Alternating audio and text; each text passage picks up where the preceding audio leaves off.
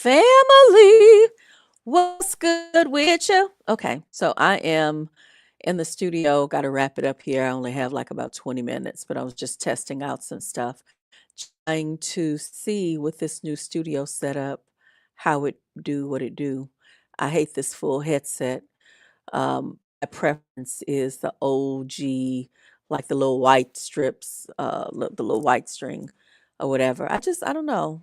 I feel like I'm doing a lot here, but I am grateful.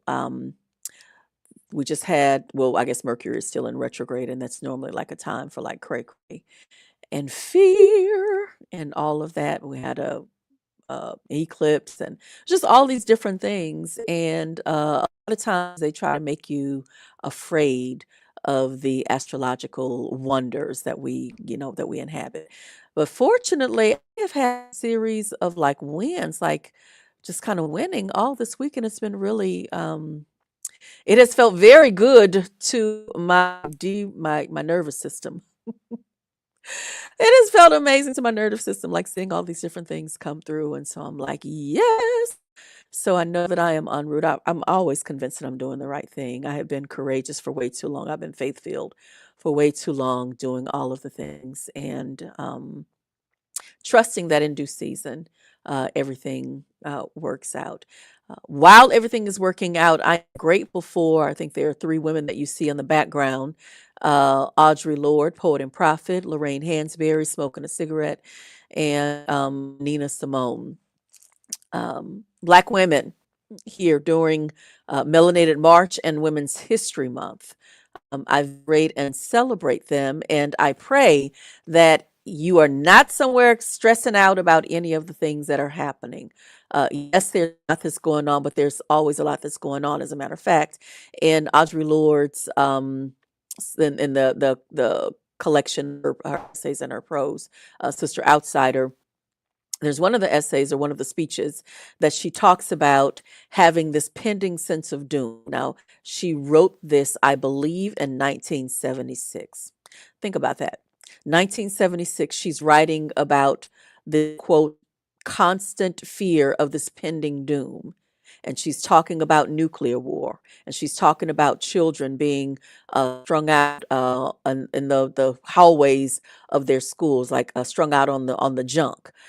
She's talking about um, politicians who don't fear any of the rules and the policies that they're making.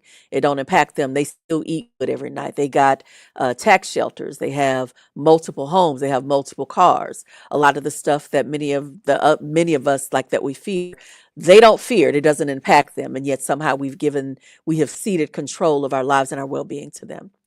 Um, Again, she wrote this in 1976, and so here we are, 2025, and that is still a thing. Again, my nervous system is all is jacked up because I'm like, oh Lord, what next? What we gonna do? What we gonna do? I tell you what we're gonna do. We're gonna keep our hands in the soil. We're going to continue to remember who we are and whose we are. We're going to remember where it is that we've been. We're not with this, that we're not pioneers, we are progeny.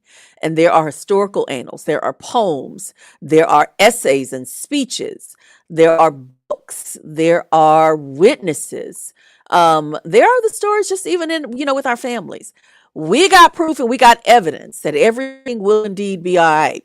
So what we're not going to do is lose hope and allow someone else to um, get us to believe that like it's just going to be okay.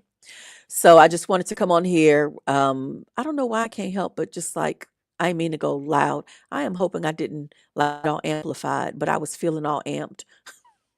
I'm feeling it. I'm feeling all of the things. Mostly I'm feeling good because I can see that it is all working out. And even as I say it's working out, I am also mindful that all of us are also experiencing a lot of different things. I remember when one of my very first corporate promotions, and I was very active in my church, and it was going to be my first, nothing's going to be my second corporate reload, and to church that Sunday. And while I am excited because I have this beautiful thing that's happening, one of the other members of our church, They had just experienced a miscarriage, and the wife was going to have to go to the hospital to go through the whole process of birthing a child, but come home empty-handed. And so everyone was just very torn up about that on the Sunday that I'm announcing that I got this promotion and I'm leaving.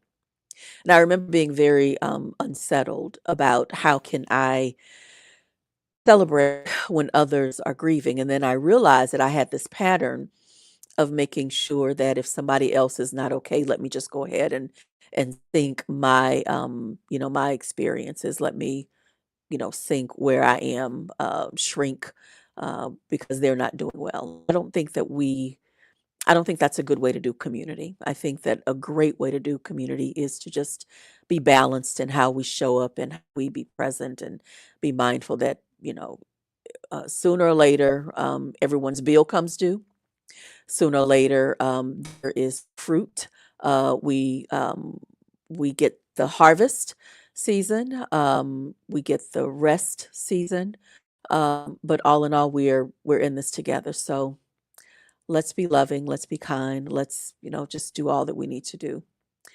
All right. I was just on here doing a brief rant, testing out this new thing. I think I got some other stuff that's coming up. So stay tuned. Be blessed.